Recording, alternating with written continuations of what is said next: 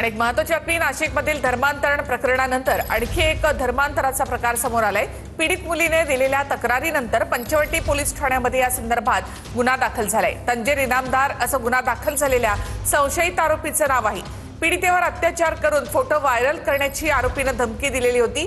अनेक मुलींसोबत अशाच पद्धतीचं कृत्य केल्याचा संशय देखील व्यक्त करण्यात आलाय आणि पोलीस या प्रकरणाचा आता तपास करत आहेत। एका मुलीने या संदर्भातली तक्रार दिली आहे, त्यानंतर आता पोलीस याचा तपास करतायत। अधिक माहिती आपण घेऊयात आमचे प्रतिनिधी चंदन पुजाधिकारी यांच्याकडून। चंदन, काय माहिती?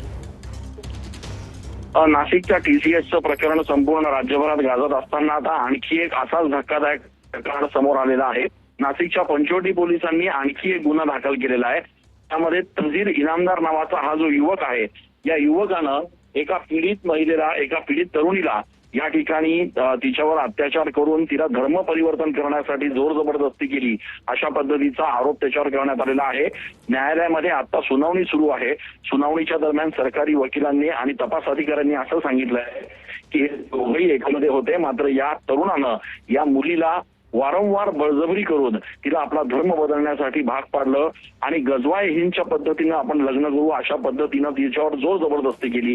तर दुसरीकडे जे आरोपीचे वकील आहेत त्यांचं असं म्हणणं आहे की हा प्रेम संबंधांचा विषय आहे, त्यामध्ये धर्माचा कुठलाही विषय नाहीये। त्याच्यामुळे दोन्ही बाजूंची सगळी जी युक्तिवाद आहेत ते न्यायालयाने ऐकून घेतले आणि थोड्याच वेळात आता या संदर्भात न्यायालय आपला निकाल देऊ शकतो। मात्र या संपूर्ण प्रकरणामुळे पुन्हा एकदा खळबळ उडालेली आहे, कारण या प्रकरणामध्ये पुन्हा एकदा धर्मांतरण जो आहे।